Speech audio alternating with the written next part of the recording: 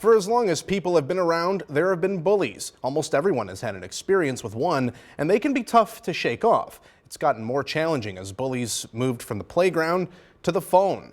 I spoke to a local school counselor on the obstacles they face with bullying and cyberbullying. School counselors these days deal with more than just guide students through classes and college applications. Now we focus a lot more on social emotional as a part of what we do as well. Neely Hampson is one of those counselors at Mount Vernon Township High School. The topic of bullying comes up sometimes, but often there's little action. They want me to listen, but they aren't necessarily asking me to do anything. About 19% of high school students nationwide have reported a form of bullying, according to stopbullying.org.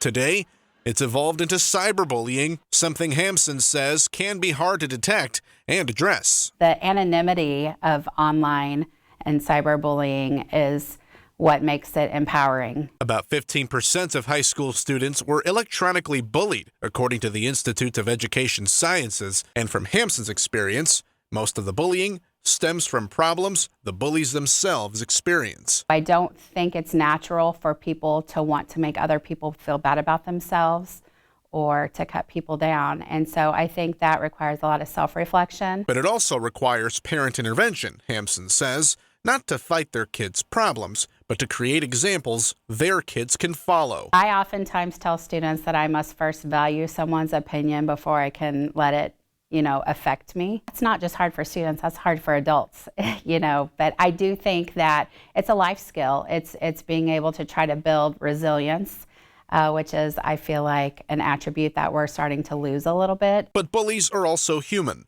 That's why Hampson says it's important to understand everyone's past experiences are different, but they can change their future. It just takes some work and a cooler head. We don't know what people are dealing with in their day-to-day lives. Everybody has things that they battle, and so ultimately I think just trying to instill, and not just young people, but maybe even adults, that you just always need to try to be kind.